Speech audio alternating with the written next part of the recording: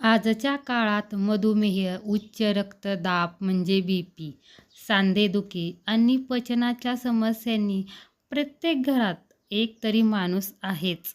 धावपळीचे जीवन आणि चुकीचा आहार यामुळे शरीरात अशक्तपणा येणे, रक्ताची कमतरता भासणे आणि नसामध्ये ब्लॉकेजचे निर्माण होण्याचे प्रमाण आजच्या जगात वाढले आहे.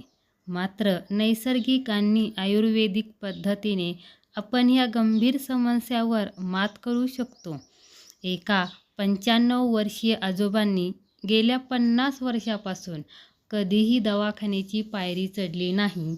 त्यामागील गुपित म्हणजे त्यांनी दररोज सकाळी घेतलेले एक विशेष आयुर्वेदिक पेय आहे.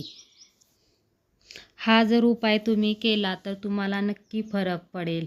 कंबरदुखी थांबेल, रक्त वाढेल, त्याच्यानंतर बीपी, शुगर ह्याला पण मदत होईल. हाडे मजबूत व्हाल. रोज सकाळी उठल्यानंतर उपाशी पोटी 1 ग्लास प्या आणि फरक जाणवेल.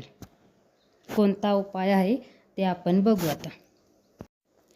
चॅनलवर नवीन असाल तर व्हिडिओला लाईक करा, चॅनलला सबस्क्राईब करा, व्हिडिओ शेअर करत जा.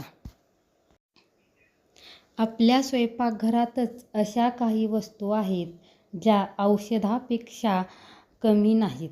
या 5 पदार्थांचा वापर करून तुम्ही तुमचे शरीर आतून शुद्ध करू शकता. हा काढा तयार करण्यासाठी तुम्हाला जास्त वेळही लागणार नाही. 1च ग्लास काढा करायचा आहे. त्यातलं पहिली पायरी, 1 ग्लास पाणी एका पातेल्यात गरम करायला ठेवा. 2. त्यामध्ये अर्धा इंच आल्याचा तुकडा ठेचून टाका आणि 1 छोटासा दालचिनीचा तुकडा घाला. 3. थोडं जिरे आणि चिमूटभर हळद त्या पाण्यात मिसळा. 4. हे मिश्रण पाणी अर्ध होईपर्यंत चांगलं उकळू द्या. 1 ग्लास पाणी घेतलं त्याचा अर्धा ग्लास होईपर्यंत ते पाणी उकळू द्यायचं. 5. पाणी कोमट झाल्यानंतर ते गाळून घ्या आणि रोज सकाळी उपाशी पोटी त्याचे सेवन करा. नियमितपणे या काढ्याचे सेवन केल्यास तुम्हाला अनेक फायदे मिळतील. आयुर्वेदिक उपाय हे आरोग्यासाठी सुरक्षितच असतात.